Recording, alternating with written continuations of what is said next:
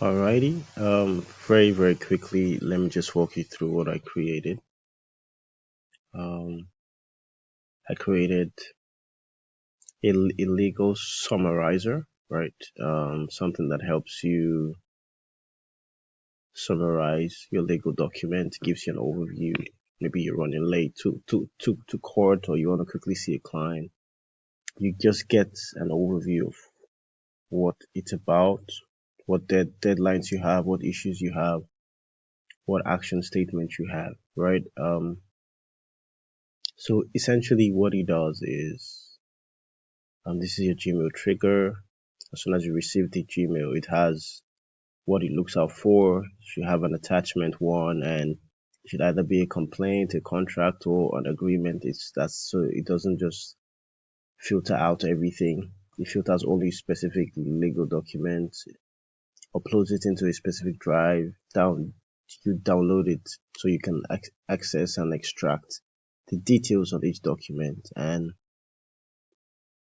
the tool here, or the here, it's a legal analyst. You take legal documents, create a summary, is essentially provide a thoughtful summary, and it's broken down into specific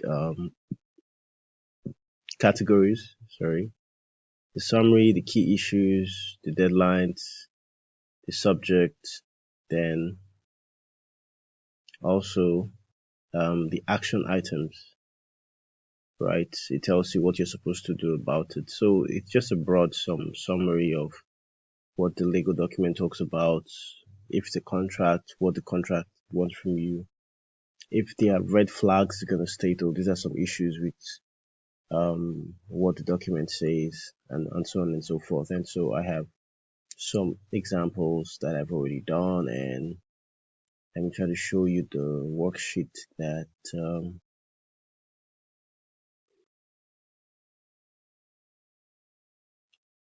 trying to find the worksheet. I have a ton of emails open. Here you go. So yeah, okay, perfect. So this is a worksheet that I created to make that happen.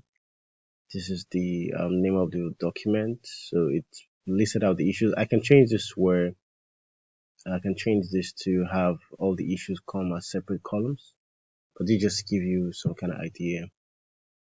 These are the issues. These are the action items. This is a summary of everything in that document, and that's what it does. Just gives you a summary, gives you an idea of what you're looking at. Then your team can get to work and try to solve the problem.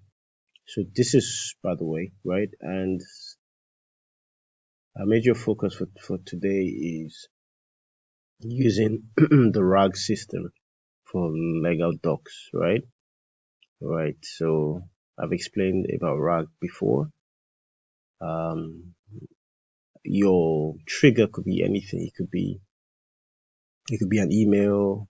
As soon as maybe a new file that you want to put on your list of documents shows up, it downloads, it uploads it to a folder, whatever it is. This is just for the sake of this conversation. So you search for a specific folder, which is the folder that has all of our documentation, right? It's called the Legal Vic folder. And what you do, you download the folder so you can extract the files, get content from the files. And why do we want to get this content? Because we want to store it in our Pinecone vector store and embed it, right? And so because depending on your company, depending on what you want, you can actually do this um, directly. But if you have like a lot of files, it's better you loop it. So it takes one file, runs it through here, embeds, comes back, takes the other file, runs it through here. So it runs a loop until every file is done. And so you have everything broken down in your Pinecone vector database, which I can quickly show you if I still, it's right here. All right, so I created an index. This is the namespace, and I had two files that I put in, and it had broken down into 27 records. and so on. So this is just a walkthrough. Let me show you, right? And so after you have your embedding done successfully, now you can retrieve whatever information you have, right? So we talked about two documents earlier that have been embedded in our Pinecone vector database. And so you can ask, for example, remember when we summarized some documentation here? Remember this? With this summary now, I can ask certain questions about um, what I want what I want to know from the embedded files, right? So it says the parties executed the agreement with notarization confirming authorized signatories on March 22nd. So I can ask now, for example, remember this is a different workflow, right? So let me ask, when did the parties execute the agreement for the commercial lease agreement? That's the first file, right? That is for the commercial lease agreement, yeah. For the commercial lease agreement. Let's see if you can find it. There we have it as on the summarizer. We had it at March.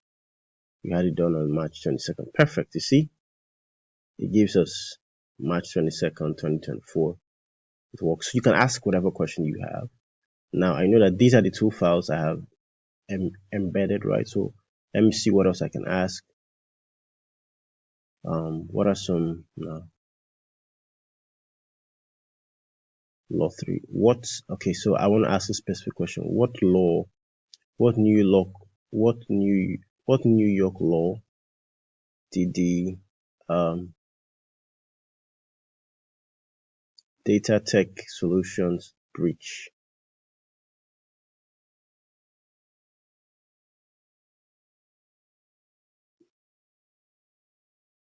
Right? What did it violate? Okay, so what New York law did the Data Tech breach? Data Tech, let's say the name, Data Tech Solutions Data Breach. Solutions. This is just you asking questions, right? Which violate. Let's see if it's going to find that. If it's going to find that for us. That is violated New York General Business Law 349. Company engagement, blah, blah, blah, and so on. Perfect. And it does that. That's it. It does that. So this works. This is just a very rough overview. I don't want this to be too long. I just wanted to show you that it's very possible to have a very solid documentation for either legal, educational, whatever. And so for some persons who sometimes get afraid that they do not want their private documents, especially company files, to be anywhere online or whatever, you can actually have all these locally stored. You can have your N8N self-hosted on your local machine. You can have an LLM that's straight up from your local machine. There's Olama can do that without having to use OpenAI that's connected to the internet. You can have a vector database that's local also. So there are many ways around it, and just let me know what you think.